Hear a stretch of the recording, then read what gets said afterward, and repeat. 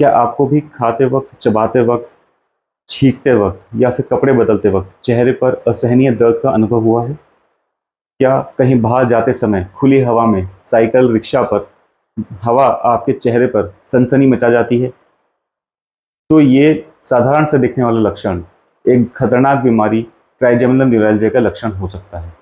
नमस्कार दोस्तों, मैं हूं डॉक्टर सचिन मित्तल, आपका दर्द रोग विशेषज्ञ। और आज हम बात करने वाले हैं इसी असाधारण बीमारी ट्राइजेमिनल न्यूरैल्जिया के बारे में। ट्राइजेमिनल न्यूरैल्जिया एक बहुत ही गंभीर बीमारी है। इसे सुसाइडल डिसीज भी कहा जाता है। इस नाम से आप इसकी गंभीरता का अंदाजा लगा सकते हैं। इस बीमारी का मुख्य लक्षण फेशियल पेन यानी कि चेहरे पर दर्द का अनुभव होता है। और ये इतना भयंकर, इतना भीषण होता है कि पेशेंट सुसाइड करने की भी कोशिश करता है। अक्सर यह दर्द चेहरे पर एक तरफ, किसी एक भाग पे अनुभव किया जाता है। पेशेंट के शब्दों में ये खाने से, कुल्ला करने से, छींकने से, चबाने से, यहाँ तक कि सामने से आती हुई हवा से भी ट्रिगर हो जाता है। ट्राइजेमिनल न्यूरैल्जिया का नाम ट्राइजेमिनल नर्व के ऊपर रखा गया है। ट्राइजेमिनल नर्व मस्तिष्क से निकलने वाली एक नस है जो कि बेस ऑफ स्कल से होती हुई फेस पे 3 भागों में डिवाइड होती है और तीनों भागों में सेंसेशंस प्रोवाइड करने का काम करती है। ये 3 भाग माथा, ऊपर का जबड़ा और नीचे का जबड़ा है। मुख्यतः मरीज को नीचे का जबड़ा और ऊपर के जबड़े में दर्द या पीड़ा महसूस होती है। क्योंकि पेशेंट को पेन ऊपर के जबड़े और नीचे के जबड़े पे सबसे ज़्यादा होता है, ये पेन एक डेंटल पेन से बहुत कंफ्यूज किया जाता है। अक्सर पेशेंट हमारे पास पेन क्लिनिक पे अपने कुछ दांत निकलवाने के बाद पहुंचते हैं, पता चलता है ये डेंटल पेन नहीं, ट्राइजेमिनल न्यूरैल्जिया है। अब बात आती है ये दर्द उत्पन्न क्यों और कैसे होता है। ट्राइजेमिनल नर्व जैसे इरिटेट होती है, उसकी वजह से इसके डिस्ट्रीब्यूशन वाले एरिया के अंदर दर्द का अनुभव होता है। ये इरिटेशन एक ट्यूमर की वजह से उत्पन्न हो सकती है। हो सकता है मस्तिष्क के अंदर कुछ ट्यूमर उत्पन्न हुआ हो या फिर कोई वास्कुलर लूप उसके पास से जा रहा हो जिसके सिकुड़ने और फैलने की वजह से लगातार नर्व इरिटेट हो रही है। बहुत सी बार बिना किसी कारण के भी ये दर्द उत्पन्न हो सकता है। ट्राइजेमिनल न्यूरैल्जिया का डायग्नोसिस प्राइमरीली क्लिनिकल होता है। क्लिनिकल के अलावा रेडियोलॉजी में एमआर स्कैन या फिर एमआर एंजियोग्राफी की आवश्यकता पड़ जाती है। अदरवाइज हम क्लिनिकल आपकी हिस्ट्री से और आपके कुछ एक टेस्ट करके हम ये डायग्नोस कर सकते हैं कि क्या ये ट्राइजेमिनल न्यूरैल्जिया है। अब बात करते हैं ट्राइजेमिनल न्यूरैल्जिया के ट्रीटमेंट के बारे में। ट्राइजेमिनल न्यूरैल्जिया का ट्रीटमेंट मुख्यतया conservative with medications, non invasive treatment या फिर सर्जरी, 3 भागों में डिवाइड किया जा सकता है।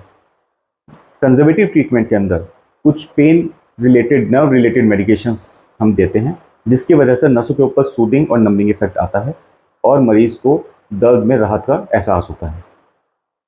बट ओवर द टाइम ये दवा मरीज के ऊपर असर करना कम कर देती है। दूसरा, मरीज को प्रॉब्लम होती है कि जब तक दवा लें तब तक तो आराम मिलता है, दवा छोड़ने पर ये दर्द दोबारा से आ जाता है। इन लोगों के लिए अब 2 रास्ते बचते हैं, एक नॉन इन्वेजिव ट्रीटमेंट या फिर सर्जरी। सर्जरी का क्लियर कट इंडिकेशन ट्यूमर होता है। अगर ट्यूमर की वजह से ट्राइजेमिनल न्यूरैल्जिया में प्रॉब्लम आ रही है तो सर्जरी ही इसका इलाज है, इसके अलावा कोई दूसरा तरीका नहीं है।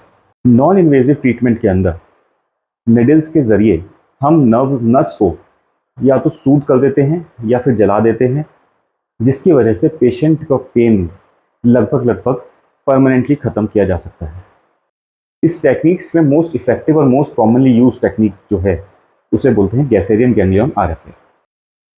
आरएफए टेक्निक में पेशेंट को ओटी में ले जाकर एक स्पेशलाइज निडल के द्वारा एक्सरे की मदद से उस स्पेशलाइज निडल को, depending on your pain site, वो नर्व आइडेंटिफाई की जाती है, उस नर्व तक पहुंचा जाता है। बहुत ही प्रिसाइज टेक्निक के साथ वहां पर पहुंचते हैं, आइडेंटिफाई, और उस पर्टिकुलर नर्व का रेडियो फ्रिक्वेंसी कर दिया जाता है, यानी उस नर्व को अब डिफंक्शनिंग कर दी जाती है, डिसफंक्शनिंग कर दी जाती है उस नस की।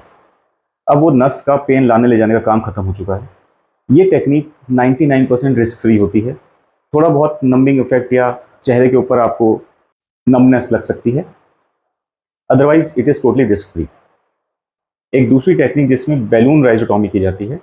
अगर तीनों भागों में दर्द है, नस के तीनों भागों से दर्द उत्पन्न हो रहा है, तो बैलून राइजोटॉमी भी एक अच्छा ऑप्शन हो सकता है। इसके बाद पेशेंट 4 से 5 साल इजीली पेन फ्री रह सकता है। कौन लोग नॉन इन्वेजिव ट्रीटमेंट के लिए बेस्ट कैंडिडेट्स हैं? देखिए, कंजर्वेटिव थेरेपी फेल कर चुके पेशेंट, यानी कि उन मरीजों पे जिस पे दवा ने असर कम कर दिया है, बंद कर दिया है, या फिर दवा ले लेके परेशान हो चुकी हैं, या फिर सर्जरी से डर लगता है, सर्जरी के लिए फिट नहीं है, किसी मेडिकल कंडीशन की वजह से सर्जरी नहीं की जा सकती, ये सब मरीज नॉन इन्वेजिव ट्रीटमेंट के लिए फिट हैं। ये ट्रीटमेंट सारे रिस्क फ्री हैं, नॉन इन्वेजिव हैं और सेम डे छुट्टी वाले हैं, यानी कि ऑन टेबल आपको पेन रिलीफ आ जाता है। मुझे उम्मीद है दोस्तों कि मेरा ये वीडियो आपके ट्राइजेमिनल न्यूरैल्जिया के बहुत सी क्वेरीज सॉल्व कर पाया होगा। इसके अलावा भी अगर आपकी कोई क्वेरीज हैं तो आप मुझे बेशक मेरे नीचे दिए गए नंबर पर व्हाट्सएप कर सकते हैं या आप हमसे कॉन्टैक्ट कर सकते हैं। तो दोस्तों मिलते हैं अगले वीडियो में, तब तक के लिए नमस्कार।